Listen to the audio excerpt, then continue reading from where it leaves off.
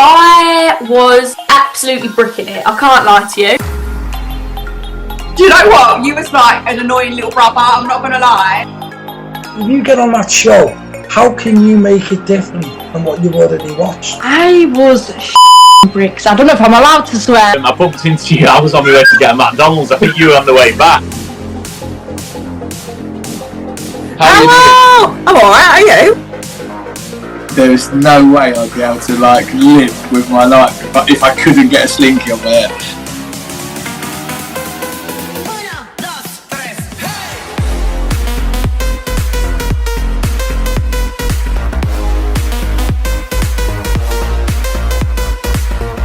Shall I let Fouet tell you about the show? You what, sorry? I'll let Fouet. This is my yeah. Everyone's welcome.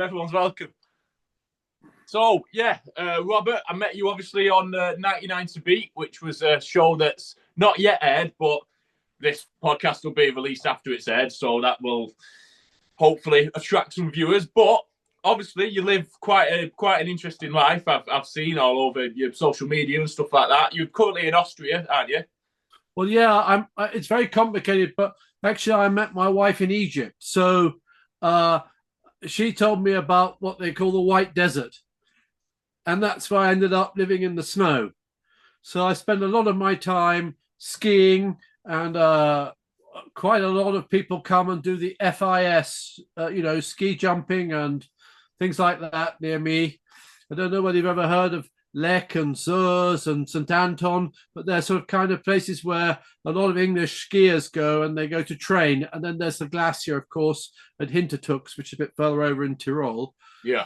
But I tend to spend a lot of my time this time of year skiing. So I'm afraid I'm I'm up and down. But, when you get into, it's my 65th birthday, so in September. So, you just can't go so fast.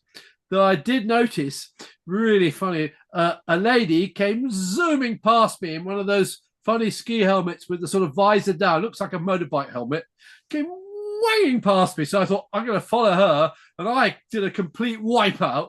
And then she just leant over and she just said, go a little slower next time. And she turned out to be 75 years of age. And so people can ski. You can ski right until, until you can't ski anymore, really. Yeah. That's the fun part of it. But I do a lot of, boating and things like that, So I have a gondol. My nephew is more famous for winning the Olympic gold medal at Paris. He was one of the rowing 8. So really? He did really well. And then he got a bronze medal in Tokyo. So I'm not really that fitness, but, I think that, sports is a fun part of it. And that's why I think 99 to 1 was great fun, because it was a new show for the UK. And that's what's important is we have, I'm of the age of Generation Game, Bruce Forsyth, and things like that. So I'm completely different era from you guys. Yeah. So you mentioned your son was in the rowing team for 2024, was it? That's my nephew. Yeah. Nephew. He was. Yeah. He won a gold medal. Really exciting. Very close. I think so. So I got moved hotel from the Hilton to the Reading Stadium hotel, and I bumped into the Olympic rowing team I think it was the rowing team in the hotel in Reading. There you go. You see, it's a small world. But it's very hard training, because it's, imagine that if you do 2 Olympics, that's very hard. Yeah. My son was a ski jumper, so he had a very tough time of it, doing jumping, that sort of thing. Where you gone? Where you gone?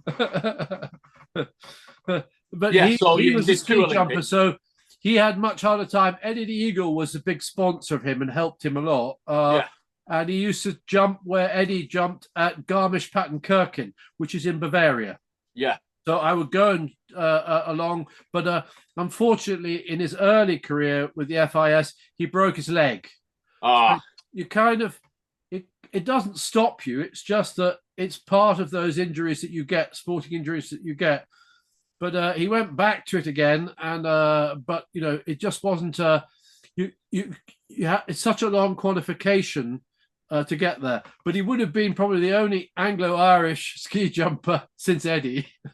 Yeah. You know, but he tried very hard. And then he just took up snowboarding. You know, that's what most people do. You know?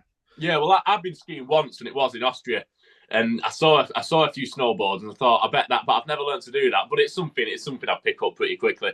Oh, So you'd be very good at it. I was skiing with a guy this last week, and he was from Trinidad and Tobago, and he was an athlete, and he says, I can track run 100 meters in 9 something seconds. I thought, wow, that's a really, really cool guy. And he picked up skiing within 4 days. He was going parallel turns with me down really steep, red runs onto black, and he was really going for it. Mind you, had a few wipeouts, but some people just take to it naturally. And he was so funny because everyone, you imagine if you're from Trinidad and Tobago, it's not really a lot of snow there. No. So he had great fun. But the snowboarding teams that when I first started out used to jump at Sheffield on a spoil heap, and they would go down AstroTurf, and then they would jump, and if they misjudged the jump, they'd land in a thorn bush. So they were really good. And when they came out here for the snow, they went, God, this is a cushy number. Well, no problem at all, because they can land in the snow. And that's what made them, I think, a little bit more resilient. Yeah. Do you watch X Games as well? No, I've heard X Games. Yeah, that's with the BMX. Well, they put big ramps up. Yeah. They try and make it, and then here where I live next to Red Bull, so there's a lot of Red Bull sports here. Yeah, we were having a very funny time last week because there's this thing where you get on a snowboard and you can win a case of beer if you can skim it across this pond. You can imagine there's the pro does it, you see, and everyone goes, oh yeah, well I can do it, and there's this sort of splotch. Yeah. Yeah, I've seen quite a lot of the Red Bull guys that are sponsored by Red Bull out in Austria. There's a guy called Fabio Wibner, he's Austrian and does all BMX tricks. But X Games, I did used to watch a guy called Ryan Williams, a guy from Australia, and he was in X Games and did but he was a BMXer and stuff like that. But yeah, I know what you mean. So going back to 99 to beat, obviously, did you apply for that, or were you approached by somebody? No, it's very, very strange. I was on for a thing called Rich House, Poor House, which was like I saw that, thing where you swap houses, and that was great fun because we went greyhound racing. I've never done greyhound racing. For me, that was really cool, and it was a nice idea where we got to swap houses, and they had a wonderful dinner cooked by chefs and everything else, and we had a real sort of Leeds session, the neighbours are brilliant in Leeds. I just had great fun, but I think the camera teams always had great fun with me because they were always laughing, because people would come up to me and just sort of say, like I said, I was looking for egg cups, and suddenly 2 old ladies dashed out and said, we found you egg cups in a charity shop, So it's kind of like that. I don't see reality TV perhaps like some people do. I just saw it as a bit of fun, really. And I've always had a theatre at my home, so I've always done opera and orchestras and classical music and jazz music, but I've been more the producer side. So I thought that the 99 to 1 was great fun because you're not on the production side, you're actually in the circle. Yeah. And I thought that was great fun. And of course, I went out with honour, on the team game. So that's the way to go. Number. Am I allowed to say? I don't know, but I think I was and they gave me number 88, which I thought was lovely. Which team game was it? Was it the one where you had to roll the ball down the gutters? Or? Oh, definitely my fault. Oh, definitely, I was hopeless. It's perfectly all right. I mean, that's the fun part of playing games. I mean, if you think about it, some of the games. I mean, I was selected for Traitors, for instance, and things like that. I couldn't do that because I wanted to go to Lampedusa, because I don't know whether you know my other side, which is the Malteser side. Do you know St. John's Ambulance? You see them with this funny cross on the side, and they have lots of residential homes in England too, about 120 of them, and they also have the ambulance services, especially in Germany. You'll see the Malteser ambulances. Yeah. The Red Cross tend to be the one that's most known, And so I wanted to go to Lampedusa because there were a lot of refugees, and I wanted to do my hobby is music. So I wanted to march with these marching bands and try to compose a new anthem. So what I was doing on Lampedusa, whilst also visiting all the refugee camps, is I was busy composing an anthem for a football stadium. But I haven't got there. It's like, we all of us at that game all wanted to get there. We all want to be the guy who wins the Oscar or something like, or the gold medal, what I mean? But you don't quite get there. And that's what I loved about that game. The mix of people was tremendous. Anyway, I was on Lampedusa instead of doing the Traitors because there I was trying to write an anthem. So I did the Brexit land anthem for the proms. Do you know the proms, the London proms? Yeah. So that was the idea, was to have an alternative to Land of Hope and Glory, which remembered all the nurses and doctors and people who unfortunately passed on in the pandemic. But, I just wanted people to remember that time. I don't know whether you know about, were you locked down as well? Yes, I was. Did you find it hard? I don't know. I was 14, 15 at the time, and I didn't, because I was at school. So the positive for me was I wasn't going into school every day. However, it was a funny time for me because obviously there's fields near my house, there's lanes and stuff. I was out on my motorbike. It wasn't for me. I didn't really mind. I was still making videos and stuff like that. No, I didn't. The one going into summer, the spring to summer one, was all right. The winter one where I couldn't go out, that drove me mad. Yeah. I think a lot of people, that's where I first started using Facebook, and I would get hospitals from all over England writing to me because, you see, I was allowed to go with the ambulance service and with the pilgrims. I look after a lot of, I don't know whether you know, but the Knights of Malta really look after pilgrims. So if one day, when you get to that point, you decide you want to walk to Santiago de Compostela on the Spanish coast, which a lot of people do from England, they walk through the Port Saint-Jean on the French border, and then they walk through Pamplona with the running of the bulls, and then they walk down to Santiago de Compostela, where you go to the coast and you burn your socks. But the fun part of it is it's kind of like it's a rite of passage, if you like. Yeah. So I meet some real characters when I'm there. I'm more dealing with people with their foot problems or something like that. You know what I mean? They're not really serious. They're just sort of first responder stuff. Yeah. But it's really funny. Some of the smugglers and some of the people that go there, they call it to repent. Yeah. By golly, there's some quite characters. One lady I met, and she said that I have a body count of, I think it was 37. I said, what do you mean a body count 37? She turned out to be a sniper from Afghanistan. Really? So she was obviously wanting to have a bit of a break. The people you meet who are pilgrims are not necessarily who you think they are, not necessarily religious people. They just want somewhere to go to. Do you see? It's like with 99 to 1, the idea was to win some money. For me, that was hilarious because I was only there so you could give the money to the ambulance service. So for me, it was just great fun. But the idea of people wanting to achieve something is what I'm trying to discuss with you. Really, was more that everyone inside them wants to feel they're achieving something, and it can be such a small thing that you can do. I mean, we're dealing here with a lot of widows from Ukraine at the moment. Really? And it's quite tough for them, and and I know many people travel there for different reasons, but it is quite tough if you're living in a different country and you've got it's acrylic language, remember? Yeah. They all speak to me on their phones. It's quite fun. Whereas it used to be at the border, they were the sort of Serbian guard would go, "Oh, Robert, how nice to see you," and open his cigarette case, and we'd have a cigarette together and say, "But I'm very sorry, Robert, we can't let you cross the border," that kind of thing. Whereas, on the Balkan route through Greece and stuff like that, it's very difficult because it's not a good point of discussion in this kind of very xenophobic world at the moment, Whereas what we're about is RNLI, saving lives, nurses, doctors, It could be an earthquake. It could be a tidal wave. You know, mostly, sadly, it's war at the moment. But you know, that's what we were about for 1,000 years now. The Knights of Malta. There are 120 of us in the UK.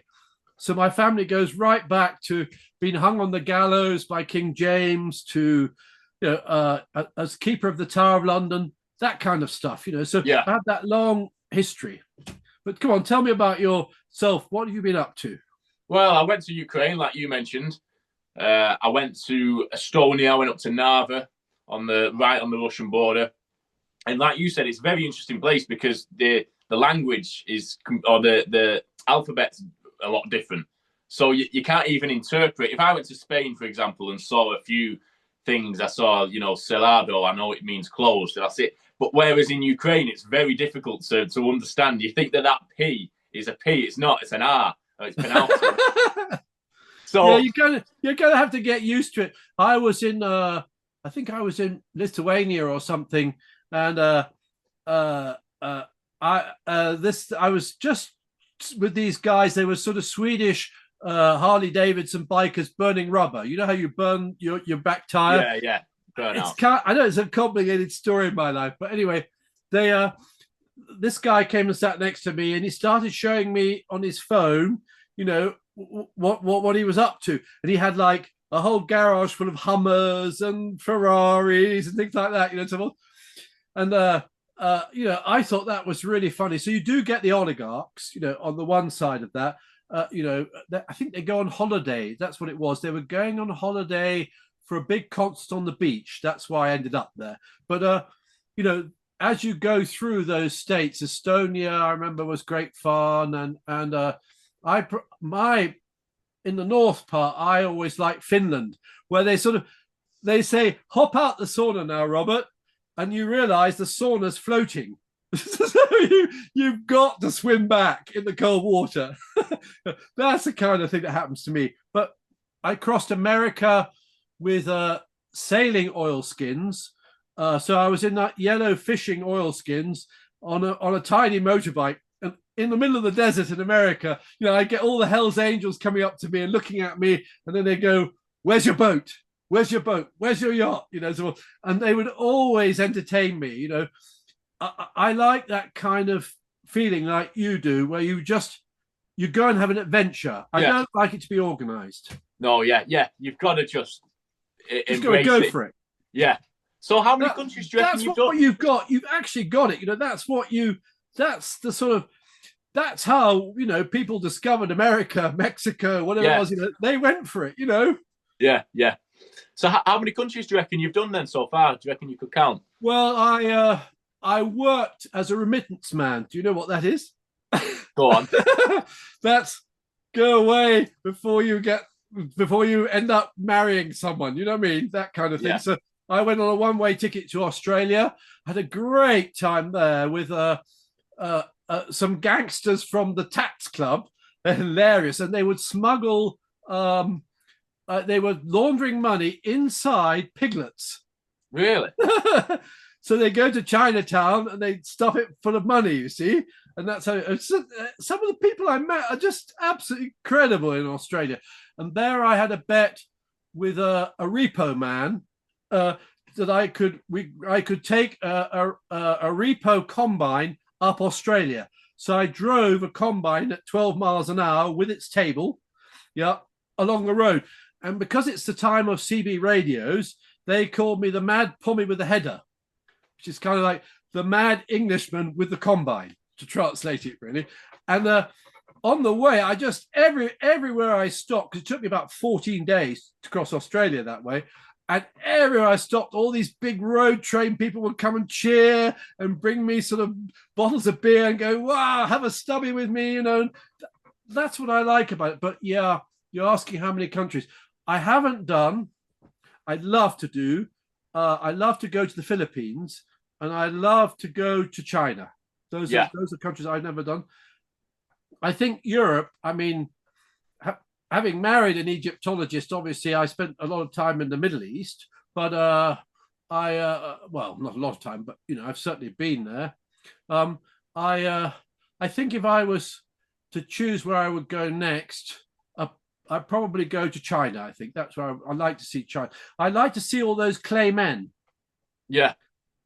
And I've never done that, so but you know, the fun part of what you're doing is, you get out there and travel. And often when I was traveling, like in Australia, you can't do it anymore. But when I was going to Australia, you get a visa and then you just work your way around Australia. Yeah. Nowadays, they're a bit fussy at the airport and stuff, but that was the fun part of it, And America too, I worked as a butler in America. Really? Yeah, because I come from a house that was 50 rooms. So I like, if you want to have some fun, you can go to the 2 pubs that have my name on them. Are you anywhere near Nottingham? Like I'm Manchester, so I'm not too. You're Manchester. Well, there's the Elwes Arms in Nottingham, and then there's another one in Northampton. And it's a thatch cottage one, and they're really great fun pubs, and they've got pictures of my whole family on the wall. Because we're a bit sort of. I'm the kind of the oddball for your 99 to 1, if you like. But I did it because I just thought, wow, what fun. It's like playing party games. Yeah, it was brilliant as well. I don't know about you. I thought it was best week of my life. It was brilliant. We just do things for fun. I was just asked to go on The Reward, which is another program. And then they're talking about Big Brother. But I just think I wouldn't be a good Big Brother or a Love Island. I think you would. I think guy, Big Brother go for. I think you'd be proper good on that because that's a big time show. I think with your intellect and your experience. Yeah, but Big Brother is a big time show. But what they were talking about was obviously the Big Brother is a franchise all over the world. So they were talking about a different Big Brother from the UK one, and I think 2 people had gone completely over the top. I always worry about that with reality TV. Reality TV is just a bit of fun to enjoy yourself and get on to the next stage of your life. I think what was fun about 99 to 1 was you had a wonderful Maharani. Did you know? You know what a Maharani is? That's like a lady from a beautiful palace in India. She was very quiet, wasn't she? And various other people who were there. So they made a very good cross-section of people there. It wasn't just about the games. It was also about the idea. I mean, I never would have encountered some of the people in that game. They were just great fun. Yeah, no, it was 100 different types of people. It were brilliant. There was all kinds of. I thought it'd be when I first went. I thought it'd be like you said, like the reality kind of stars that not stars, but them reality show, TV show types of people. But it was all sorts of different people from all sorts of different walks of life, and that's why I think it was. It's great, wasn't it? I mean, they were just terrific people. I love Pam because I thought she had a film script just sitting there. They've just had the Oscars yesterday, and there's a guy who won these 4 Oscars, and he made the film all himself. Amazing. Just shows you that Hollywood, you can do it. Oh yeah, that's so incentivizing for people in the film world. I mean, I think that if you also, when you think about my family and they would travel on ships, I mean, my family are famous for getting off the Mayflower in Holland. Really? So that's the first, because they didn't like the food. You're gonna laugh, really. So there's that history in my family, and they were botanists. So there's a snowdrop named after my family, for instance, Elwesii snowdrop, and things like that. So they would go plant hunting, that kind of thing. And then there was another one, and he was a great treasure hunter, and he ended up in Mexico. So I get lots and lots of people writing to me from Mexico, who telling me about this family I have there. He was a gold miner and ended up with a brewery. Would you believe there? So the one Sol beer. Oh yeah, Sol beer, that kind of stuff. So really fun. Some really it's not crackpot. It's just eccentric. That's what the fun part is. Yeah, your family seemed very interesting, to be honest. What did you do overall, or is it all kinds of different things? Well, you see, if you're kind of like me and you're born into a family, it's a bit like Downton Abbey. You really, I learned how to hunt, shoot, dress up for dinner, dance at balls, reel in Scotland, that kind of thing. So I grew up in that environment. In fact, I was on a list of people in London, and I would go to different houses, and I would arrive in my suitcase like you came for the games. Yeah.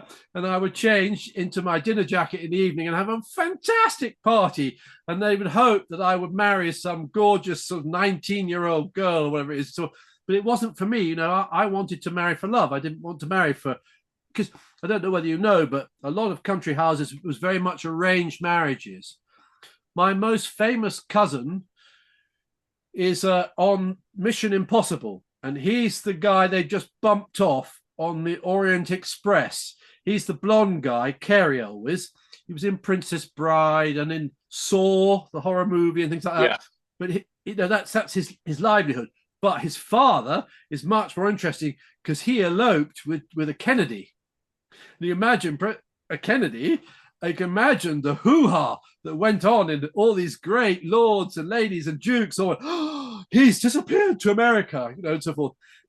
And he was a real character. It was a big, big scandal in those days, that you should elope with an American heiress. But actually, when you think about it, all these great historic houses that you go to, Blenheim and Chatsworth and all these sort of places, they were all saved by American heiresses because there was no money after the war. My father pulled down one of our historic houses in Northampton completely because it just wasn't viable anymore. So I live at a little place called Sawcliffe Manor, and that's up in North Lincolnshire. But at the moment, I'm here in the Alps because this is my wife's home. And I'm a great believer that when you get married, that's it. I think I was a bit like you, perhaps. I had rather a lot of girlfriends, and my wife packed the bags of 2 girlfriends and said, nope, that's it. You're getting married now. That kind of thing, So is the Alps somewhere you enjoyed? Do you enjoy being out there more than England? Well, no, I love England too. I had obviously a theatre in England. So I had a theatre and orchestra and classical music and jazz music. I get some very famous people who would come, but they tend to come and play in my theatre on a Thursday. Yeah. It's that kind of thing. We were not Friday and Saturday night type of theatre. And people would sit down and have dinner. So there may be 60, 70 guests. They have dinner, and then Chris Blount or 1 or 2 of the famous trad jazz people would then come and play, and a lot of opera singers too. But I never got the sort of Glyndebourne type opera singers, the top end. I would always get the singers that were, okay, I'll fit you in on a Thursday, that type of thing. So I wasn't... the theatre eventually grew. I think we did do about 40 weddings a year. And the great fun with the weddings was people would come to me and they'd have a fantasy and I'd say, okay, I'll do it for you. One guy came to me and he said, I want to get married, but I want to get married before D-Day. And I want to be an American soldier. So we had to get armored cars, ambulances, everyone dressed in their uniforms before D-Day. He said that's so romantic. He said, I said, well, bit weird, but never mind, we'll do it, And then they'd have quite a lot of medieval banquets, where you could be the king and queen, that sort of thing. I think that the wedding business for historic houses has saved a lot of houses, really, because it's kind of like, I don't want to talk about Bridezilla, but you know what I mean? It's kind of like what a bride wants, isn't it? That romantic once in a lifetime wedding, So I would spend a lot of time organizing those weddings. They were great fun. Yeah. No, it sounds like, in fairness, you've lived a very, very interesting life. Just a different life, I think the mistake people make is that dukes and duchesses and lords and ladies, they sit around on the red benches and then they go to dinner type thing. Actually, you'll find many of them are looking after Save the Children Fund or some charities, and that's what you devote your life to. It's kind of like, if you were given the lottery money, 40 million or something or other, you'd probably go mad, actually. I was on the lottery committee in for Yorkshire and Humberside and the area, and we would, in the first early days of the lottery, we give away money to build opera houses or theatres or museums, but the winners would then meet us. And I promise you, there was only 1 in 10 who were really happy, and that was a little old lady, and she won a tremendous amount of money. And every week she would go on a train and she would go to the bank and she'd get some cash, put it in an envelope, and she'd walk around the town, and then she'd just put it in someone's letterbox that she thought needed it. And she was so happy. Whereas you get the other guy who's like on heroin or gone alcoholic, or all his friends have left him, type of thing. It's you, that balance. I thought 99 to 1 was good because it didn't. I mean, they talked about me going on Squid Games, but I only wanted to go on as number 1 because I think it's great fun. Number 1, you know, the idea of having all this whole thing around this thing. But I think with Squid Games, it was quite tough on the people who were there because they were kind of copying You've Been in Prison type of thing. It wasn't really. I know it's very good viewing, but I like 99 to 1 because it was kind of like a party games. It would be what I would play in a historic house, and we'd be playing charades, or we'd be playing that silly game where you put the bit of paper up here. What's that one? Yeah, called? what's it called? Yeah, I know what you mean. Where you've got to guess. Yeah, and just that kind of fun. Yeah, and that's where I started my theatre that way. I would invite people to dinner, and because I wanted to be fun, like I had one time I had a circus staying with me, so I would have a crocodile on the table, and people put their head in the crocodile's mouth, and then I had a knife thrower where you were blindfolded and you held on to 2 balloons, and then the guy would throw knives. And then just as the dinner table were relaxing, as he got to the last knife, he'd throw one down the dinner table. And everyone would go, oh, shit. You know, but actually, it was just a cardboard thing. But it's clever. And then we had cowboys, you know, and Indians. Great fun. Where you had quick draw. That kind of thing was the entertainment. And that's how my theatre evolved, really. Yeah. But then it went weddings, you know. So what, for the future, is there anything you aspire to, or do you just want to carry on with what you're doing?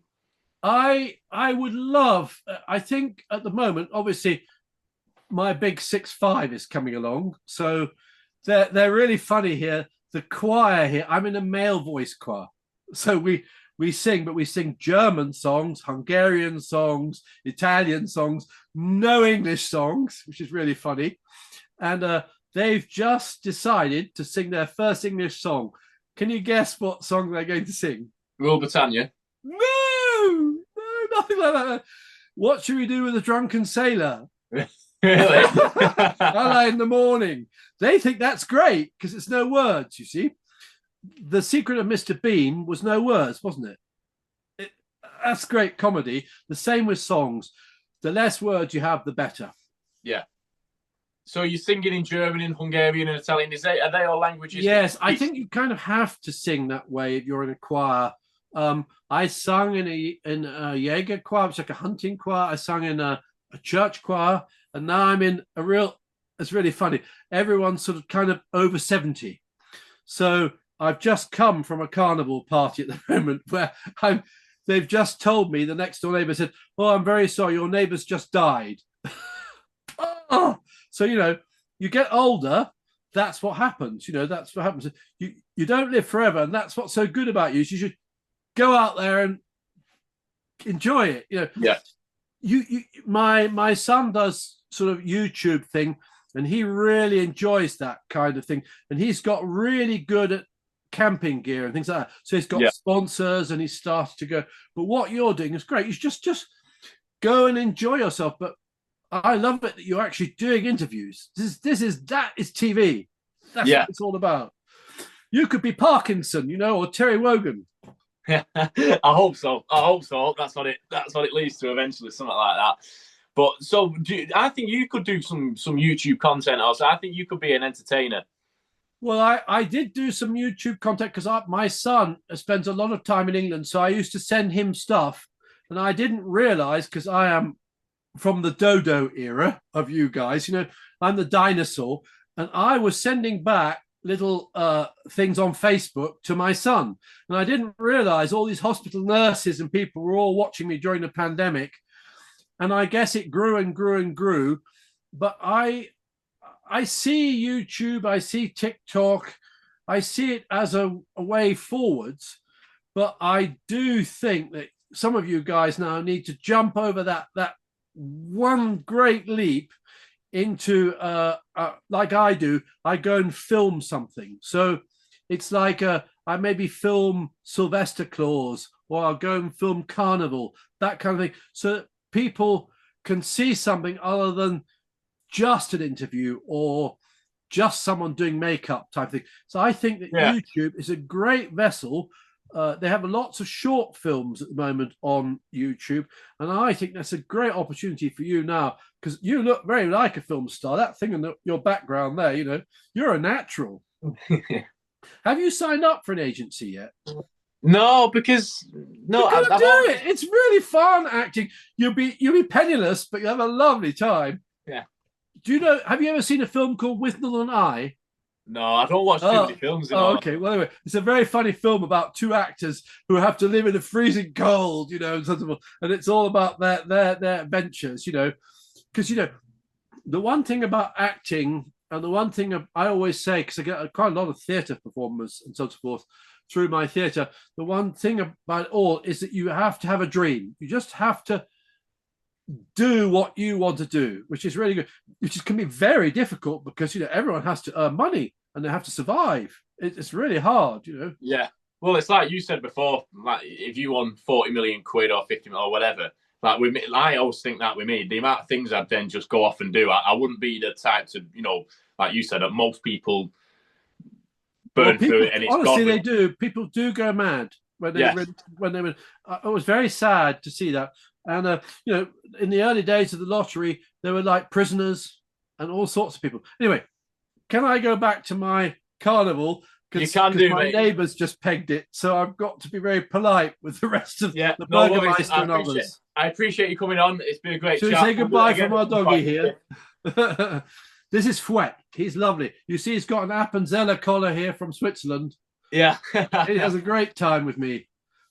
Anyway, have a lovely time. It's been great to have you on, Robert. I appreciate it. If you want to do it again, just give me a message. I just hope you do well and do what you want to do. Have a great adventure. That's the key. Like Jules Verne, you know, round the world in 80 days. That's what you want to be.